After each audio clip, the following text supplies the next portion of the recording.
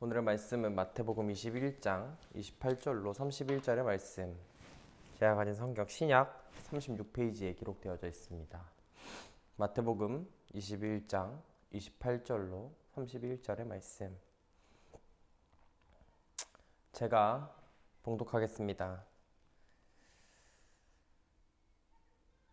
그러나 너희 생각에는 어떠하냐? 어떤 사람에게 두 아들이 있는데 맏아들에게 가서 이르되 예 오늘 포도원에 가서 일하라 하니 대답하여 이르되 아버지여 가겠나이다 하더니 가지 아니하고 둘째 아들에게 가서 또 그와 같이 말하여 대답하여 이르되 실수이다 하였다가 그 후에 뉘우치고 갔으니 그 둘 중에 누가 아버지의 뜻대로 하였느냐 이르되 둘째 아들이니이다.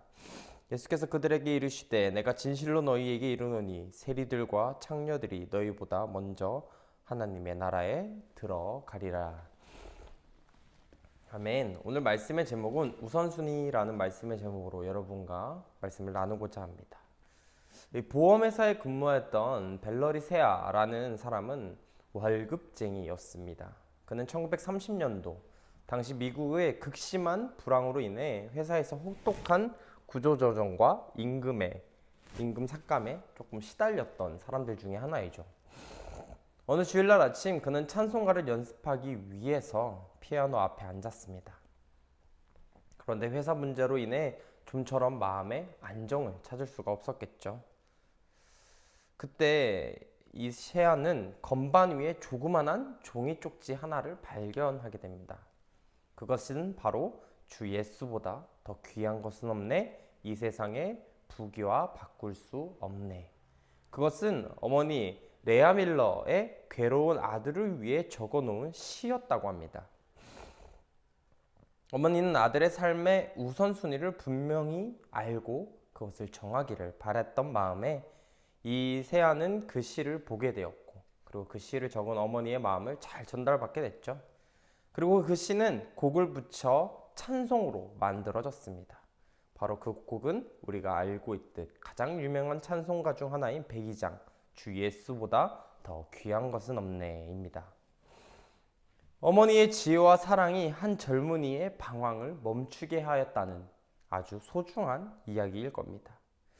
우리나라에 이러한 속담이 있습니다. 시계가 하나인 사람은 시간을 정확히 알지만 시계가 두 개인 사람은 결코 시간을 정확히 알 수 없다.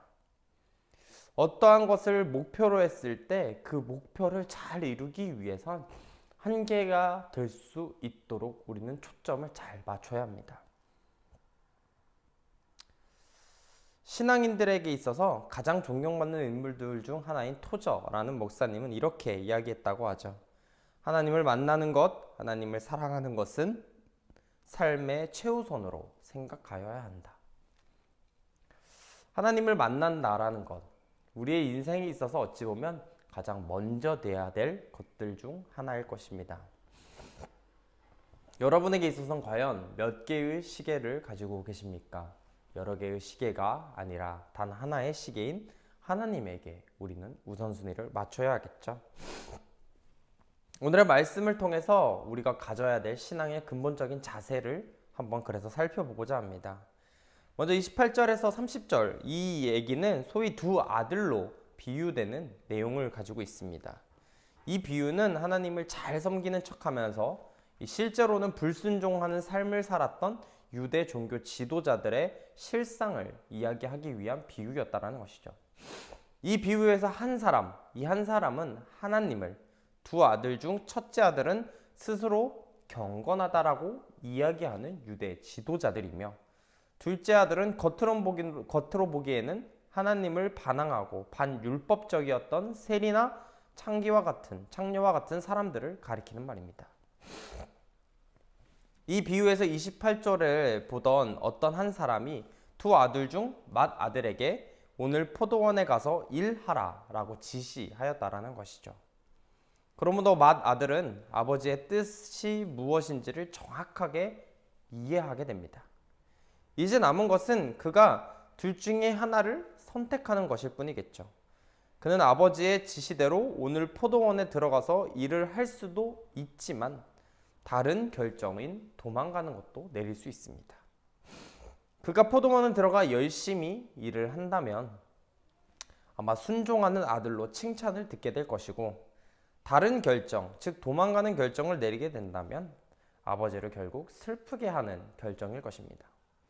어쨌든 최종적인 선택과 그 결정에는 그의 몫이 달려 있다는 것이죠. 우리는 이 말씀 속에서 하나님의 뜻을 아는 것, 이 아는 것이 경건 생활에 꼭 필요한 요소이기도 하지만 그 자체가 경건은 아니라는 것을 설명하고 있습니다.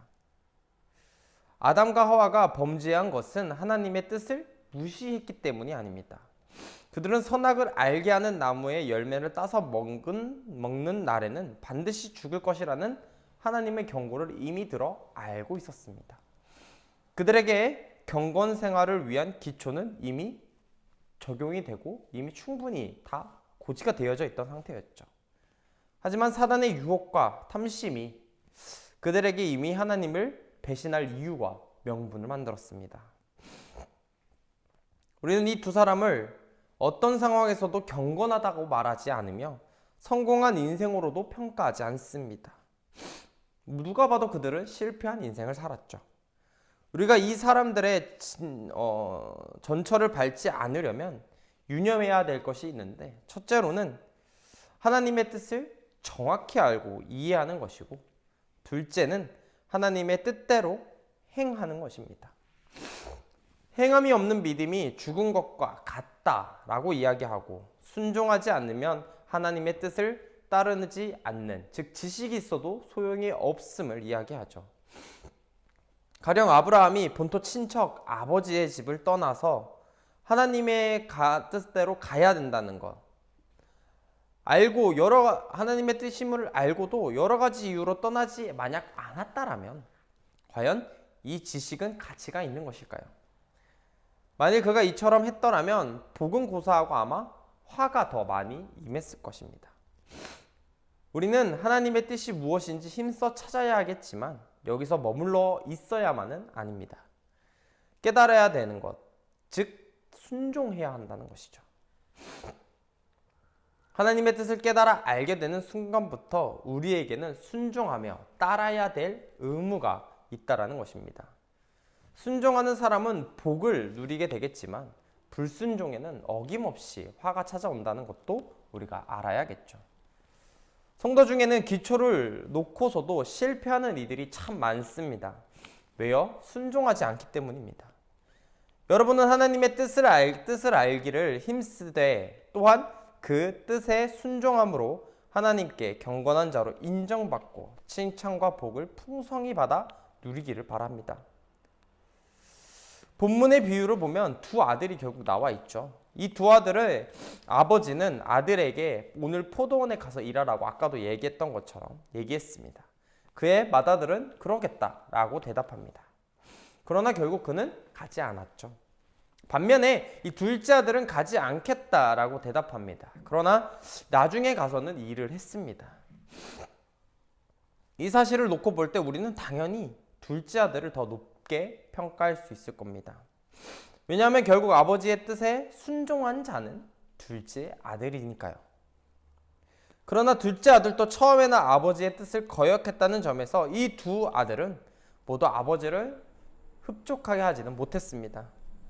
즉 두 아들은 모두 하나님을 슬프게, 즉 아버지를 슬프게 한다는 것이죠.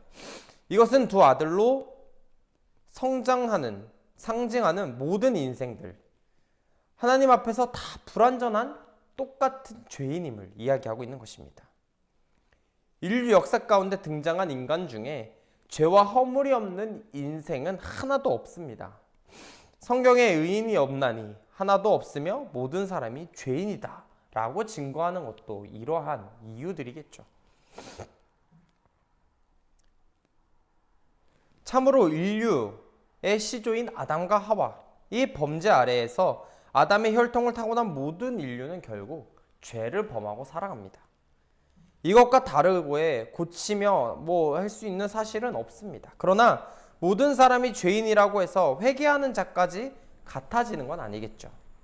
본문은 보면 둘째 아들은 비록 아버지의 말을 처음에는 거역했지만 나중에는 뉘우치고 아버지의 말에 순종하는 자가 되었습니다. 이것을 인생에 적용하면 죄인이 회개하고 하나님께 순종한다는 것을 의미합니다. 이러한 회개는 분명 우리의 아버지가 되시는 하나님을 기쁘시게 하는 일이 될 겁니다. 왜냐하면 결국에는 하나님의 뜻에 순종하기 때문이라는 것이죠. 따라서 하나님을 비록 그들이 처음에는 실망시키고 슬프게 했을지라도 결국 용서받을 수 있는 이유는 행했기 때문입니다. 주님은 이처럼 회개하고 돌이킨 자들을 하나님 나라에 들어가게 될 것이라 우리에게 이야기하십니다. 이것이 바로 회개의 능력이겠죠. 여러분, 우리가 다 하나님 앞에서 죄인된 신분임을 알아야 할 겁니다.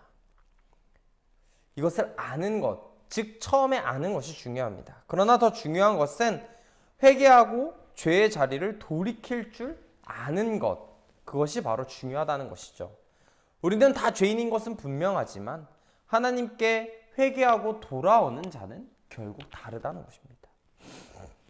하나님은 죄인 하나가 회개하면 천국에서 회개할 것이 없는 의인 99으로 인하여 기뻐하는 것보다 더 크게 기뻐하신다고 우리에게 증거하고 있습니다. 그러므로 우리는 하나님 앞에서 죄인이요, 또 죄를 계속해서 범할 수밖에 없는 연약한 자들이겠지만 하나님의 자비하심에 늘 회개하며 바뀌어 나가는 모습으로 우리의 인생을 살아가야 할 것입니다. 우리는 첫째일 수도 둘째일 수도 있습니다. 그러나 우리가 바뀌어야 될 것은 첫째처럼 알므로 그치는 것이 아닌 둘째의 모습으로 행하는 것이 우리에게 중요하다는 것이죠. 31절을 보면 주님께서는 유대 종교 지도자들을 향해 세리들과 창녀들이 너희보다 먼저 하나님의 나라에 들어가리라 라고 말씀하고 계십니다. 여기와 세리와 창녀라는 것은 28절에서 30절에 나오는 두 아들의 비유, 즉 둘째 아들이 성장하는 자들이 바로 너희, 곧 유대 진교자들은 첫째 아들을 상징하는 말입니다. 즉 주님은 세리나 창기들이 유대 종교 지도자들보다 더 하나님을 기쁘게 함으로 인정을 받고 천국의 기업을 얻게 될 거다 이야기하는 것이죠. 이것은 한마디로 먼저 된 자가 나중되고 나중된 자가 먼저 될 수 있음을 주님의 교훈을 우리에게 이야기하시는 겁니다. 사실 당시 세리나 창녀들은 외적인 면으로만 보면 유대 종교 지도자들과는 비교할 수도 없을 죄인일 것입니다. 그러나 그들은 하나님 자신들의 죄인된 신분을 인정하고 자신들의 삶을 완곡하게 회개했다라는 것입니다. 바로 구주를 주로 받아들였다라는 것이죠. 반면 유대 종교 지도자들은 그들 역시 죄인이면 스스로 의인인 척 살아가며 교만하게 행하였고 회개할 줄 몰랐을 뿐만 아니라 그들은 구원하러 오신 주님마저도 배척하고 마침내 십자가에 못 박은 자들입니다. 그러므로 주님은 세리와 창녀가 유대 종교 지도자들보다 먼저 하나님의 나라에 들어갈 것이다 라고 이야기했다는 것이죠. 특별히 여기서 먼저라는 말은 우선이라는 말의 의미보다 유일 또는 오직이라는 의미를 갖고 있습니다. 즉 주님은 회개하고 당신을 구주로 영접한 자만이 구원에 이르게 될 것이라는 말이겠죠. 이처럼 먼저 된 자가 나중 되는 일은 예수님 당시의 사람들에게만 일어나는 일이 아닙니다. 그러한 일은 오늘 우리 가운데도 얼마든지 일어날 수 있습니다. 만일 우리 중에 자신이 오래 신앙생활한 사람이라 또 교회에서 직분을 맡고 있거나 사회적으로 신분이 우월하다고 하여 다른 사람을 함부로 판단하거나 정죄하며 교만하게 행하는 자가 있다면 그는 분명 먼저 된 자로서 나중되는 운명에 처하여 후회에 남는 길을 걷게 될 뿐인 것입니다. 그러므로 우리는 신앙의 연륜이 오래되었다고 해서 교회의 직분이 높아졌다고 해서 사람들 앞에 나의 우선순위를 드러낼 필요는 없다라는 것이죠. 그들이 가장 먼저 천국에 들어가는 1순위일 것이냐? 저는 장담컨대 그들을 또한 만약 오늘 첫째의 모습을 가지고 있다면 단언컨대 하나님의 상급을 기대하긴 어려울 것입니다. 여러분, 하나님께서는 모든 사람이 구원을 얻으며 진리를 아는 데 이르기를 원하고 계십니다. 그렇지만 이러한 사실은 모든 사람이 구원에 확증된 증표가 있다는 것은 아니죠. 아무리 하나님께서 모든 사람이 다 구원을 얻기를 소망해도 멸망하는 자들이 꼭 존재합니다. 그 둘은 바로 회개를 거부하는 자들이겠죠. 인간은 누구도 자기의 의로 오직 구원을 얻을 수 없습니다. 오직 회개와 하나님의 은혜로만이 구원을 얻을 수 있다는 것이죠. 그러므로 우리는 회개하는데 딱딱하게 허리를 펴고 있을 이유가 없습니다.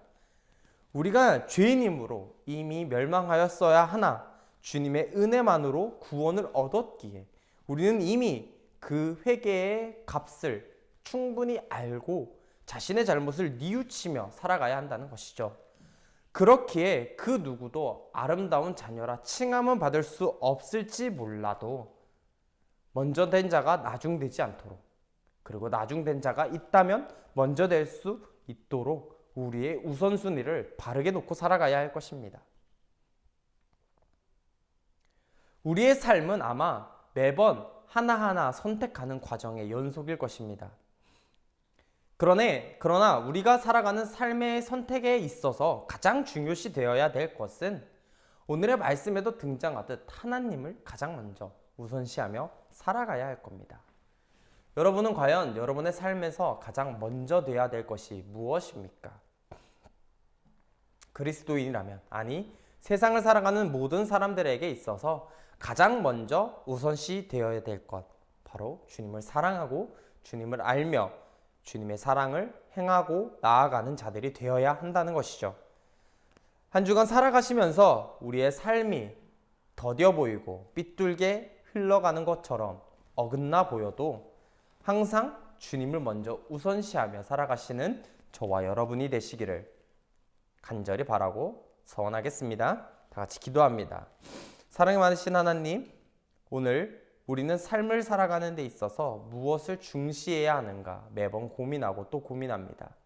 하지만 여기서 정말 중요한 것은 주님의 자녀로서 살아가는 데 있어 다른 것들을 먼저 하는 것이 아니라 하나님 아버지의 앞에 엎드려 회개하고 굴복하여 모든 것들을 주님으로부터 다시금 회복시킬 수 있는 그리스도의 뜨거운 자녀가 될 수 있도록 우리를 이끌어 주시옵소서.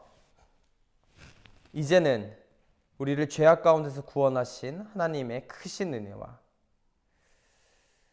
예수 그리스도의 극진하신 사랑과 성령님의 감화감동 교통 내주 역사 충만하심이 오늘 예배를 드리는 모든 이들에게 이제로부터 영원토록 함께하기를 간절히 축원하옵나이다. 아멘.